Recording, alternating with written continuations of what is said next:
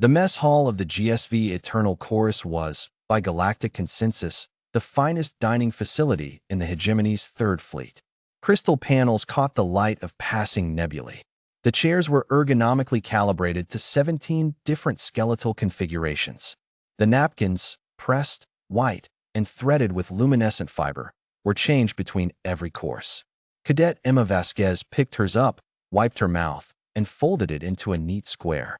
5 alien cadets at the surrounding tables stopped breathing.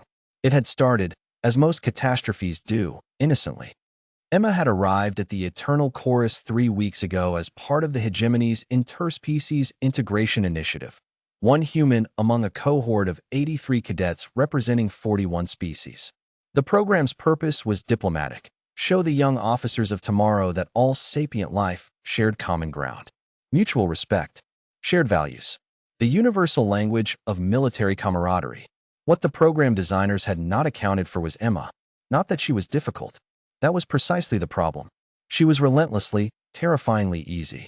On her first day, during zero-G combat drills, a Keth cadet named Vorix had accidentally miscalibrated the gravity dampeners. The result was 17 cadets tumbling through the chamber in a chaos of limbs and screaming. Emma had laughed, caught a Plenary cadet by the ankle before she cracked her skull on a support strut, used the momentum to spin herself upright, and then, still laughing, helped coral everyone else to the safety rails. Laughing. During a potential cranial fracture incident. Laughing. Vorix had filed a wellness concern with the ship's counselor. The counselor, a Thescian with 400 years of clinical experience, had interviewed Emma and emerged from the session needing to lie down for what she described as reasons I am still processing. The mess hall incident built over 6 days. It began when Emma sat down across from Cadet John Arevsalis, a tall, gray-skinned Davari whose species had only achieved spaceflight 80 years prior and still regarded the vacuum of space with an appropriate, species-wide existential dread. John was considered the most composed cadet in the cohort. He meditated for 2 hours each morning. His psych evaluations were immaculate. "You're from Earth," he said, the first time they shared a table. "Yep." Emma was eating something from a bowl. John later learned it was spicy. He later learned she had requested extra spice. He had not yet processed either of these facts. "The Deathworld," he said carefully. "That's what everyone calls it." She smiled. "We call it home." John had grown up on Duvar, a world so geologically stable it had not experienced a significant seismic event in 12,000 years. Duvar had no large predators. Duvar's most dangerous weather event was a category of windstorm that translated, roughly, as uncomfortable breeze of concern. He looked at Emma. Emma looked back at him. "Do you like it?" he asked. "Here, I mean. The ship." She shrugged. "It's nice. Quiet. I keep waking up at 0300 because my body expects something to be hunting me, and then there's nothing, so I just read for a while." John went very still. "That happens a lot?" he asked. "Oh, constantly. You get used to the adrenaline. It's kind of peaceful, actually." She ate another spoonful. "Do you sleep okay?" "I," said John, "sleep extremely well." "Lucky," said Emma, and she sounded like she meant it. By day 4, John had made the mistake of introducing Emma to the other senior cadets. There was VYSS, a Plenary, whose species communicated partially through bioluminescent skin patterns, currently cycling through what her translator rendered as deep unease. There was Orith of the Keth, who had survived the zero-G incident and privately respected Emma for it, though she was not yet ready to admit this. There was Seal, whose species, the Marin, had no word for boredom because they had evolved on a world with so little stimulation that waiting quietly was simply called being alive. And there was Drix. Drix was the problem.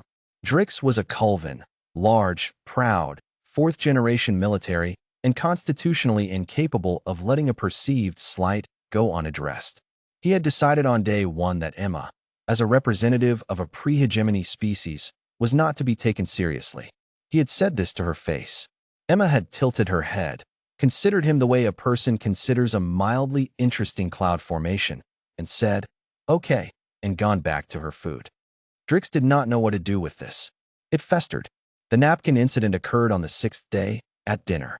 Drix had, for the preceding hour, been making pointed comments about human fragility, human history, and the general statistical likelihood that Emma would wash out of the program. Emma had responded to each comment with the same mild attention she gave to everything, present, unbothered, and somehow more unsettling for it.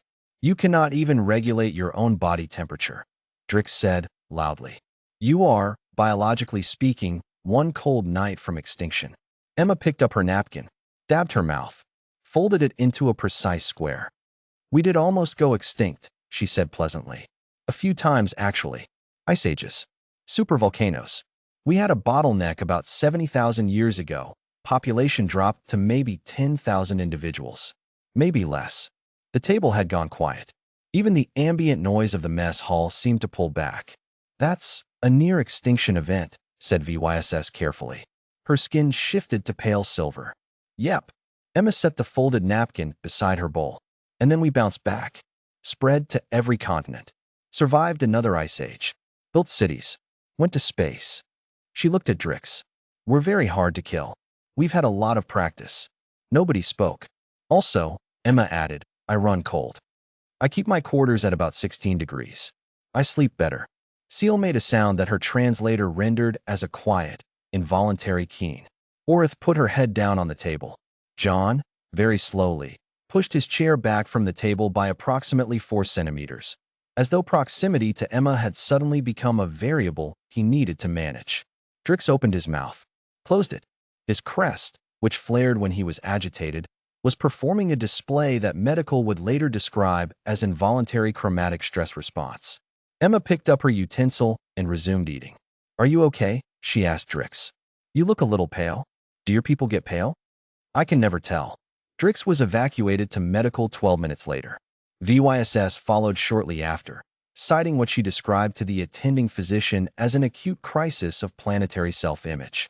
Seal, Orith, and a 5th cadet who had simply been sitting within earshot and had absorbed the entire exchange through unfortunate proximity, completed the tally. John did not go to medical. John was made of sterner stuff. He sat across from Emma until the mess hall emptied and asked her, with great care and genuine curiosity, "Does it not frighten you, the things you've survived? What your world is?" Emma thought about it. Really thought about it, in the way she thought about most things, directly, without flinching, without the performance of consideration. "No," she said. "It made us." She looked out the crystal panel at the stars. "We were made in something that was trying to kill us every single day for 1,000,000 years. It didn't work." She picked up her folded napkin, unfolded it, and folded it again, a neat automatic habit. "We came out the other side, kind of liking it." John stared at her. "That," he said at last, "is the most terrifying thing anyone has ever said to me." Emma grinned. It was a wide, warm, entirely genuine grin. "Welcome to knowing a human," she said. Outside the crystal panels, the stars burned cold and ancient, indifferent to everything. Emma found them beautiful. Filed under GSV Eternal Chorus Incident Report Number 0047. Cause of medical bay admissions. Prolonged contact with Cadet Vasquez, E. Recommended action. None identified. Cadet Vasquez has been informed. She appeared pleased.